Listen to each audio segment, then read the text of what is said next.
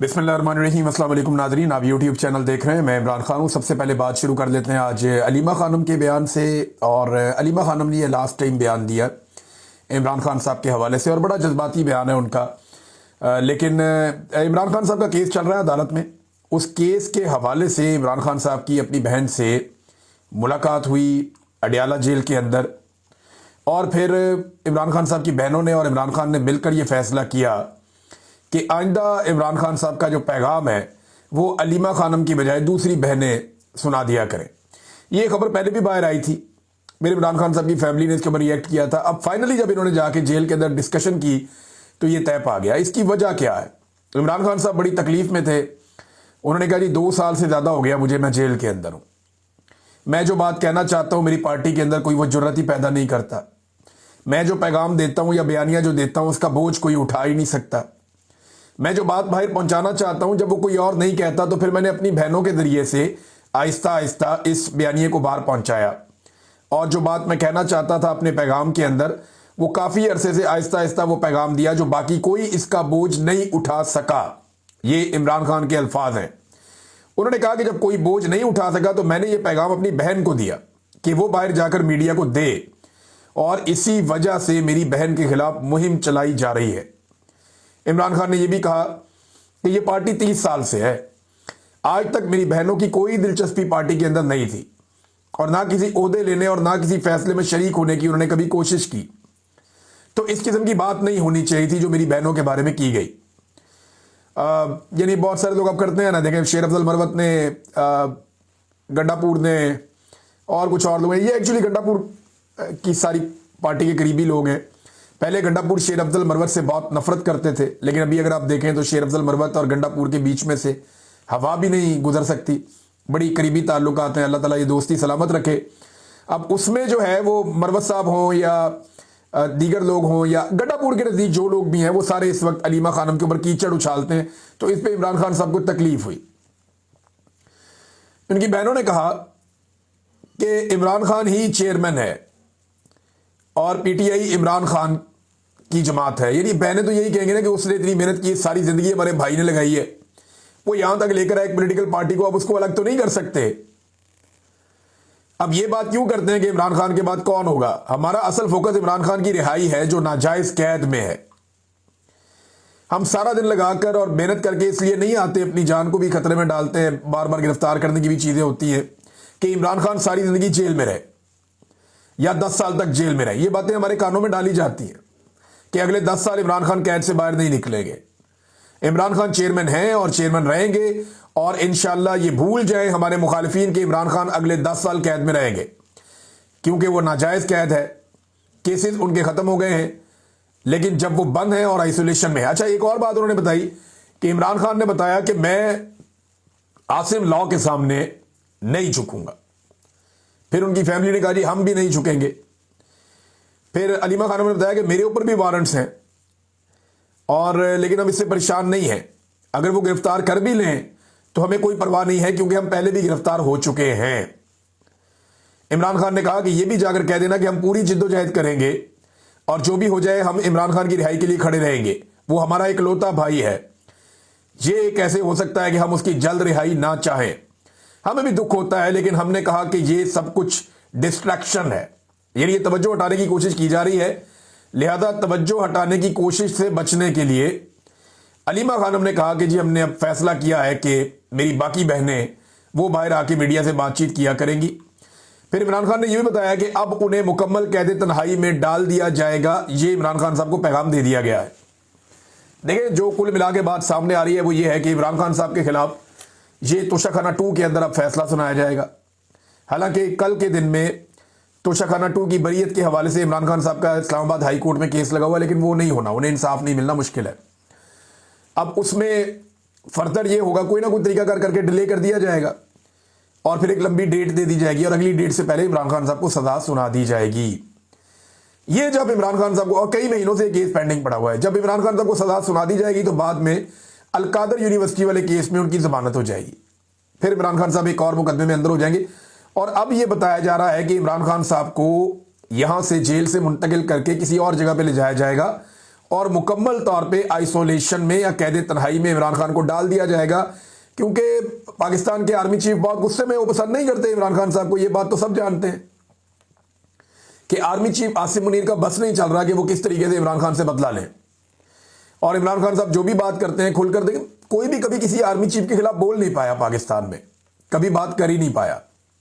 ये बहुत ताकतवर लोग होते हैं, ये पूरी फौज इनके साथ होती है, हथियार होते हैं, बहुत सारे लोग होते हैं, एजेंसियां कंट्रोल करते हैं, तो पूरे निज़ाम को ये काबू करते हैं, सियासतदानों को भी, अदालत को भी। तो आर्मी चीफ के खिलाफ बोलना पाकिस्तान के अंदर या पाकिस्तान जैसे मुल्क के अंदर नामुमकिन होता है। अब इमरान खान ने ये काम किया है तो आर्मी चीफ को गुस्सा तो आएगा और वो बदला भी लेंगे, और वो बदला आपको बार बार दिखाई भी देता है। बहरहाल ये इमरान खान साहब ने बताया कि मुझे आइसोलेट कर दिया जाएगा। बाकी जो इमरान खान साहब का डिटेल पैगाम है वो उनके सोशल मीडिया की जानिब से जारी किया जाएगा। जब वो पैगाम आता है तो मैं आपके साथ शेयर करूंगा। एक और बड़ी खबर है, और ये खबर है आज़ाद कश्मीर के हवाले से। ज्वाइंट अवामी एक्शन कमेटी ने जो मुज़ाकरात किए थे मौजूदा हुकूमत के साथ, चाहे वो वफाकी हुकूमत है, चाहे वो वहाँ की आज़ाद कश्मीर की हुकूमत है, उन मुज़ाकरात के नतीजे में जो चीज़ें उन्होंने हासिल की हैं, अभी तक वो चीज़ें तो मिली नहीं, लेकिन कुछ एक्शन शुरू हो गए हैं। मिसाल के तौर पे पहला एक्शन कि जो 50 मेन रहनुमा हैं अवामी एक्शन कमेटी के, जो एक्टिव लोग थे, उनके 50 के करीब लोगों के नाम डाल दिए गए हैं नो फ्लाई जोन लिस्ट के अंदर। यानी ये लोग अब पाकिस्तान से बाहर ट्रेवल नहीं कर पाएंगे। एयरपोर्ट से किसी जहाज में बैठ के चाहे उम्रा करना है, चाहे इन्होंने हज पे जाना है, चाहे इन्होंने बाहर किसी और मुल्क में जाना है, ये लोग अब पाकिस्तान से बाहर ट्रेवल नहीं कर पाएंगे। इनके नाम एजेंसियों ने डलवा दिए हैं वजारत दाखिला के जरिए से नो फ्लाई लिस्ट के अंदर। तो अब ये लोग जो है वो ट्रेवल नहीं कर पाएंगे। पहला कदम तो ये उठाया गया, लेकिन हैरत की बात है कि इनमें से कोई भी बाहर जाना भी नहीं चाहता। मेरी जब इन लोगों से बात होती है वो कहते हैं जी हम बाहर जा ही नहीं सकते, हमारे पास इतने पैसे ही नहीं है। यानी एक की किताबों की दुकान है, उसका सीजन लगता ही तब है जब बच्चों के स्कूल खुलते हैं, नई क्लासेस आती हैं। एक जो है वो तारों का काम करता है, जो इंटरनेट की तारें होती हैं वो ये डालता है। ये लीडर है, मैं आपको बता रहा हूं। एक और जो है उसकी कोई और बेकरी है। यानी ये सारे दुकानदार है, ताजिर है, कोई इधर मोहल्ले में, कोई उधर रहता है, कोई छोटा मोटा काम करता है। इस तरह के लोग हैं जो सारे लीडर है अवामी एक्शन कमेटी के। इनके पास पैसा होता तो ये बड़ा कारोबार करते, या मुल्क से बाहर जाने की इनकी हैसियत होती तो पहले चले जाते। आज़ाद कश्मीर में तो बड़ा ट्रेंड है बाहर जाने का। तो ये गरीब लोग हैं, अपने लोगों के साथ जुड़े हुए, वो कहते हैं ना हमने बाहर जाना है और ना हमें बाहर जाने का कोई शौक है, हमारा फोकस सिर्फ अपने काम के ऊपर है। इन्होंने हमसे वादा किया हुआ है, और याद रखिएगा वादे में गारंटी मिलिट्री एस्टेब्लिशमेंट के उन अफसरान ने दी हुई है जो बीच में पड़े हुए थे, बाकायदा गारंटी है। तो 15 दिन के अंदर अगर ये चीजें हो जाती हैं तो ठीक है, अगर ये चीजें नहीं होती तो अवामी एक्शन कमेटी फिर उसके ऊपर एक एक्शन लेगी। पाकिस्तान के जो आज़ाद कश्मीर से बाहर के इलाके हैं वहां से रिपोर्टें अच्छी नहीं आ रही, बहुत सारे लोग इसको रिपोर्ट भी कर रहे हैं। यानी हद तक हमें सलूक किया जा रहा है। शनाख्ती कार्ड देखने के बाद इस्लामाबाद पुलिस की जानिब से तशद्दुद बनाए जाने की, हद तक हमें सलूक की खबरें व्हाट्सएप ग्रुप के अंदर ऑडियोज और ये सारी चीजें जो है गर्दिश कर रही। ये है क्या? देखें पुलिस वाले तो गुस्से में होंगे, उन्हें मार पड़ी है आज़ाद कश्मीर में, मार पड़वाई है मोहसिन नकवी वगैरह ने अपनी घटिया पॉलिसी की वजह से, या वहां मौजूद जो मिलिट्री एस्टेब्लिशमेंट के लोग हैं एजेंसियों के, उन्होंने मार पड़वाई पुलिस को कि क्यों लेकर गए वहां पे उन्हें, जहां पे इनको सबको आइडिया था कि वहां के लोग मुख्तलिफ हैं। अब अपने तौर पे भी अगर शनाख्ती कार्ड देखकर पुलिस वाले इस किस्म का रद्द-ए-अमल दे रहे हैं तो ये पाकिस्तान में अगर सियासतदानों में या जो हुकूमत में मौजूद लोग हैं लाकर बिठाए गए हैं, अगर उनमें थोड़ी सी भी समझ है तो वो इस घटिया सिलसिले को रुकवाएं। एक और वाकया रिपोर्ट हुआ आज़ाद कश्मीर के शहरियों के हवाले से कि मीरपुर थकियाला के 3 नौजवानों को इस्लामाबाद एयरपोर्ट से वापसी पर तशद्दुद का निशाना बनाने और कश्मीर मुर्दाबाद के नारे लगवाने की खबरें सामने तवातर के साथ आई हैं। अब देखिए अगर इस तरह के वाकयात होने तो इन लोगों को सामने अगर बताना चाहिए ऐसा कुछ हुआ या नहीं हुआ।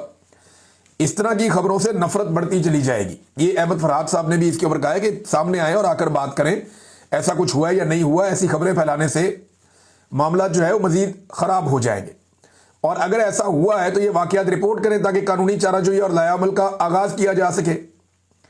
कुछ 200 बंदों की एक लिस्ट और भी बनी है मेरी इत्तला के मुताबिक कि अगर ये 200 बंदे काबू कर लिए जाए आज़ाद कश्मीर में तो अवामी एक्शन कमेटी जो है वो अमली तौर पे नाकारा हो जाएगी, ये भी कहा जा रहा है। तो क्या ये हो पाएगा? सवाल ये है ना।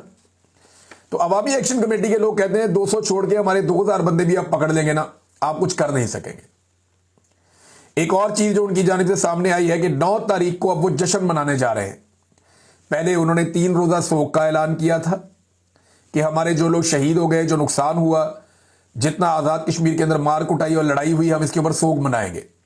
और अब उन्होंने जो उन्हें अल्लाह रब्बुल इज़्ज़त ने कामयाबी दी और वो इत्तफाक और इत्तेहाद के जरिए से उन्होंने पाकिस्तानी एस्टेब्लिशमेंट को शिकस्त दी है। देखिए, ये एस्टेब्लिशमेंट पाकिस्तान की तीसरी चौथी मरतबा हारी है। एक इन्हें बदतरीन शिकस्त हुई थी पाकिस्तान की एस्टेब्लिशमेंट को 1971 में, मुल्क ही टूट गया था, ये हार नहीं मान रहे थे। दूसरी इनको एक बदतरीन शिकस्त जो है वो ये भी हो चुकी है, एक 8 फरवरी 2024 को बड़ी बदतरीन शिकस्त हुई पाकिस्तान की एस्टेब्लिशमेंट को, लोगों ने इनकी नाक में दम कर दिया। फिर इससे पहले भी शिकस्तें हो चुकी हैं, लेकिन ये बड़ी बड़ी शिकस्तें हैं। अब एक बड़ी शिकस्त उन्हें आजाद कश्मीर में हुई है, जहां पे उन्हें अपने मौकिफ से पीछे हटना पड़ा और अवाम की बात माननी पड़ी। अब लोग ये कह रहे हैं कि हमें क्योंकि 15 दिन का टाइम दिया हुआ है, हम सिर्फ 15 दिन इंतजार करेंगे। मामला जुम्मे और हफ्ते को तय पाए थे, तो आप मैक्सिमम ये समझ सकते हैं 3-4 तारीख से उन्होंने 15 दिन देखना है। मैक्सिमम 20 तारीख तक वो देखेंगे और वो ये कहते हैं इससे ज्यादा टाइम हम नहीं देंगे।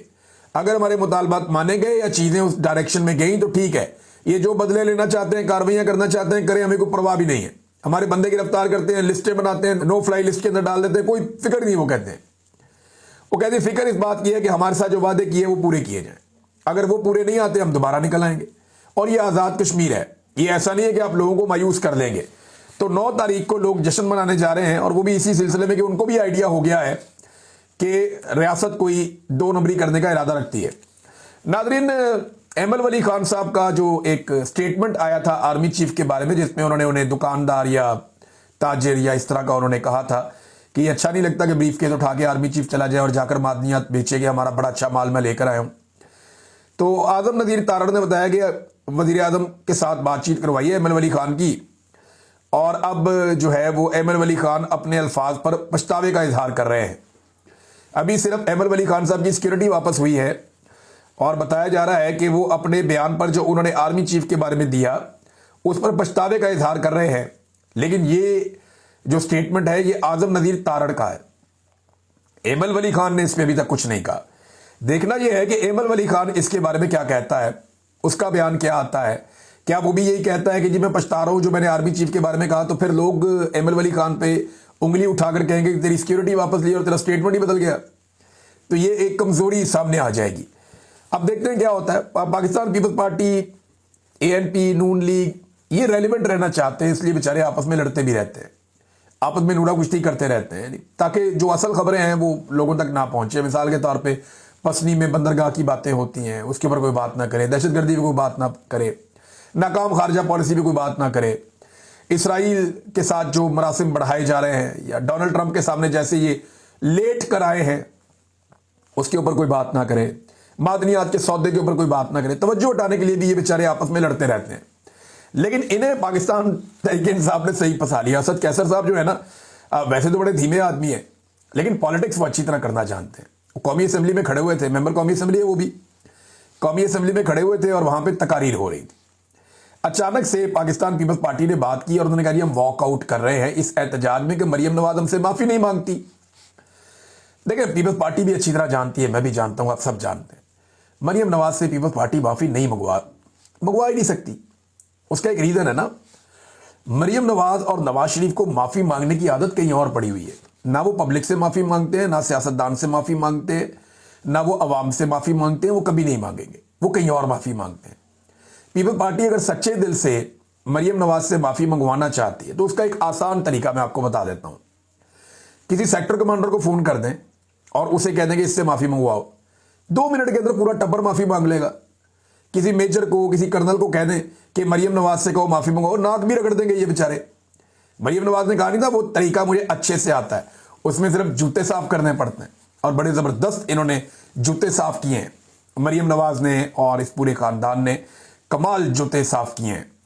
बहरहाल पाकिस्तान पीपल्स पार्टी को असद कैसर साहब ने कहा, जब वो जा रहे थे वहां से वॉकआउट करके, उन्होंने कहा जी फ्रेंडली फायर पाकिस्तान पीपल्स पार्टी कर रही है, हमें अच्छा लग रहा है, लेकिन अगर ये जरूरत रखते हैं या अगर इनके अंदर जरूरत है तो ये नून लीग के खिलाफ या इस हुकूमत के खिलाफ तहरीक अदम एतमाद लेकर आए। पीपल्स पार्टी वाले, आप तहरीक अदम एतमाद लेकर आए, हम आपका पूरा साथ देंगे, ये तहरीक इंसाफ ने कहा। अंदाजा करें आप। अब ये नूरा कुश्ती कर रहे हैं ना, तो पीटीआई ने पीपल्स पार्टी को बांध लिया। उन्होंने कहा नूरा कुश्ती करते हो, बेवकूफ समझते हो हमें, तुम लोग आपस में रले हुए हो सारे, बीच में तो एक ही हो, ये सिर्फ तुम तवज्जो हटाना चाहते हो। अगर तुम बिल्कुल तुम्हारी नीयत ठीक है तो अदम एतमाद की तहरीक लेकर आओ, तुम अदम एतमाद की तहरीक लेकर आओ, हम तुम्हारा साथ देंगे, इनकी हुकूमत गिर जाएगी, इनके 14 तबक रोशन हो जाएंगे, इनकी तबीयत साफ हो जाएगी। ये बात जो है वो कही असद कैसर साहब ने। इसका कोई पीपल्स पार्टी ने जवाब नहीं दिया, बल्कि मुंह नीचे करके शर्मिंदा होकर वो बाहर निकल गया। नादरीन, शहबाज शरीफ साहब मलेशिया पहुंच गया, आपको पता है, वो एक के बाद एक ट्रैवल कर रहे हैं। और मलेशिया में जो उनका दौरा है उसके हवाले से ये अता तारड़ ने एक ट्वीट भी किया और बड़ा ज़बरदस्त ट्वीट किया। अता तारड़ ने बताया जनाब बड़ी कामयाबियां मिल रही हैं, $2 करोड़ का, 20 मिलियन 2 करोड़ होता है, $2 करोड़ का हम एक्सपोर्ट करेंगे, $20 मिलियन, $2 करोड़ का हम गोश्त एक्सपोर्ट करेंगे। किसे? $2 करोड़ का किसे एक्सपोर्ट करेंगे? मलेशिया को। देखिए, मैं हैरान होता हूं कि जो पाकिस्तान का इन्होंने खसारा कम करके दिखाया वो $11 अरब का है, $11 अरब। और ये $2 करोड़ के लिए वज़ीर आज़म जनाब ट्रैवल करता फिर रहा, कभी इधर कभी उधर कभी उधर। जितने का तो ये गोश्त एक्सपोर्ट नहीं करेंगे जितना खर्चा वज़ीर आज़म अपने दौरों पे कर लेता है। हैरत होती है इनकी अकल के ऊपर। और वहां पे शहबाज शरीफ साहब जो है वो अल्लामा इकबाल के शेरों की अंग्रेजी के अंदर तशरीह करके उनको टीचिंग्स कर रहे हैं, भाई आप इतने बड़े लीडर नहीं हैं और आप वहां जाके, यानी वो अल्लामा इकबाल को भी पता होता ना मेरे शेरों का ये हाल करेगा मुस्तकबिल का कोई सियासतदान, तो वो ये शेर कहते ही ना। जिस किस्म की शहबाज शरीफ साहब ने वहां पे तशरीह कर दी है। देखिए, पाकिस्तान में जो सबसे बड़े गोश्त के एक्सपोर्टर हैं वो फौजी मीट लिमिटेड कंपनी है। आप हर चीज के अंदर देखें ना, खाद सबसे ज्यादा फौज बनाती है, बहुत सारी चीजें फौज बनाती, दूध सबसे बड़ी प्रोडक्शन जो है वो फौज की है।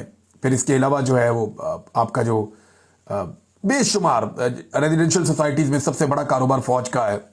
फिर मीट, फौजी मीट, ये कारोबार भी सबसे बड़ा फौज का है। सबसे बड़ी एक्सपोर्टर फौज है, फौजी लिमिटेड कंपनी है। और पाकिस्तान से गोश्त बरामद करते हैं ये बाहर मुल्कों में, 22 मुल्कों को ये गोश्त भेजते हैं। और ये माजिद निजामी साहब ने ये खबर भी दी है कि 22 मुल्कों को ये गोश्त प्रोसेस करके भिजवाते हैं, जिनमें मलेशिया ऑलरेडी शामिल है। अब ये $2 करोड़ का गोश्त, $2 करोड़ का गोश्त शायद वो पहले से मंगाते हैं, उसी को उन्होंने रिन्यू करके कह दिया जी हम आपसे मंगवाएंगे और शहबाज शरीफ के खाते में डाल दिया है। और अगर ये कोई नया मुआहदा है तो देखते हैं इसमें सिविलियंस को बेचारों को कितना हिस्सा मिलता है। ज्यादातर तो इन चीजों में से हिस्सा जो फौज की कंपनी है वही ले जाती है और वही सबसे बड़े एक्सपोर्टर हैं गोश्त के। और तवज्जो इनका जो है वो नॉर्मली रहती है पाकिस्तान तहरीक इंसाफ की तरफ। अब पिछले 3-3.5 साल से हमेशा ये देखते हैं कि कोई पॉलिटिकल मुखालिफ इनका जिंदा ना रहे, सांस ना ले, इसको मारो, जो इनकी बात करे उसको दीवार के साथ लगा दो। अब इस्लामाबाद में टीटीपी का झंडा नजर आ रहा है, कोसार का इलाका, वो मेन एरिया इस्लामाबाद का, टीटीपी का झंडा वहां पे नजर आ रहा है। पाकिस्तान तहरीक इंसाफ का झंडा होता तो आप एक्शन देखते पुलिस के, आप पुलिस की दौड़ें चेक करते। अगर ये कोई पाकिस्तान तहरीक इंसाफ का झंडा होता तो लॉ इन्फोर्समेंट तबाही फेर देती। लेकिन तहरीक इंसाफ के बाहर इन्हें नजर कुछ नहीं आता ना, तो अब ये तहरीक तालिबान पाकिस्तान का झंडा इस्लामाबाद के अंदर लगा हुआ है। ये इनके हालात हैं। नाज़रीन, इसराइल ने मजीद 171 अरकान को डिपोर्ट कर दिया है जो समूद फ्लोटिला की कश्तियों के ऊपर बैठकर पहुंचे थे गाजा और उन्हें इसराइल ने गिरफ्तार किया था। अब उनमें से 171 अरकान को डिपोर्ट मजीद कर दिया गया है, लेकिन सेनेटर मुश्ताक अभी तक रिहा होने वालों में शामिल नहीं है। ये इंतहाई अफसोसनाक सूरत हाल है नाज़रीन, और उनकी अपनी जमात भी बदकिस्मती से उनके लिए आवाज़ नहीं उठा रही और बात करने के लिए तैयार नहीं है। ऐसा लगता है कि हाफिज नईमुर रहमान साहब जो हैं शायद कोई जेलसी है उनके अंदर, या वो इंतज़ार कर रहे हैं कि ये वापस आएंगे तो क्रेडिट मैं लूँगा, या ये आदमी मेरे से आगे कैसे निकल गया। क्योंकि सेनेटर मुश्ताक ने अपने मौक़िफ़ से लोगों को अपना गर्विदा कर दिया है। जमात इस्लामी में लोगों की बहुत बड़ी तादाद जो है वो उनको अब चाहती है, उनसे प्यार करती है। मसला यह है कि जमात इस्लामी अपनी क़यादत हमेशा उसी को देती है जो एस्टेब्लिशमेंट के बहुत करीब होता है। वो एस्टेब्लिशमेंट से अपने आप को दूर करना नहीं चाहती जमात इस्लामी।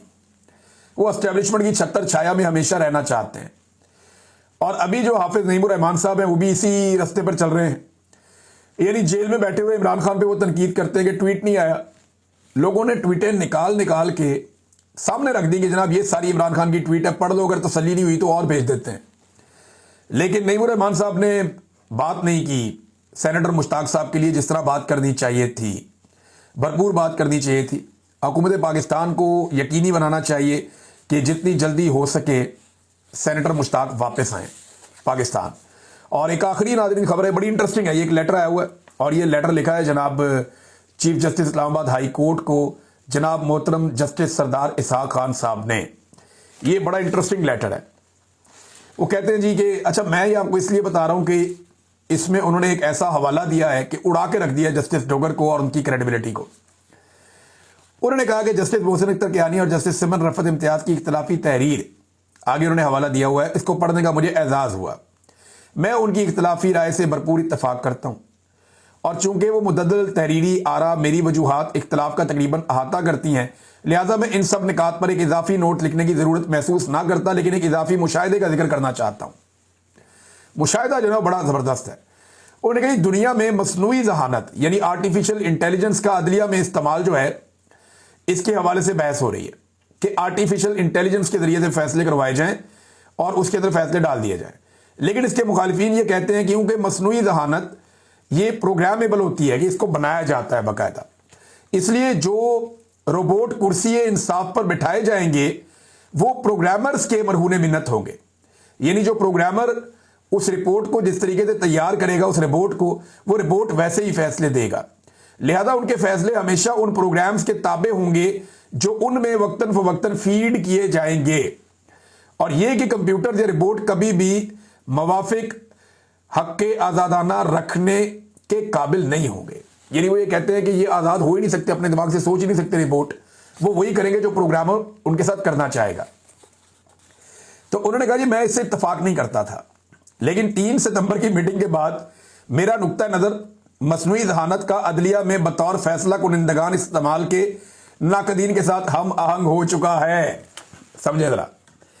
उन्होंने दूसरे अल्फाज में कहा कि जनाब आप सारे रिपोर्ट हैं, आपके प्रोग्रामर्स ने आपको लाके यहाँ हाई कोर्ट के अंदर बिठाया हुआ है, तो आपके अंदर जो फीड कर दिया जाता है वही आप करते हैं और आपकी अपनी कोई राय नहीं है। ये उन्होंने कहा सादा अल्फाज में। अब तक के लिए इतनी अपना ख्याल रखिएगा, अपने चैनल का भी।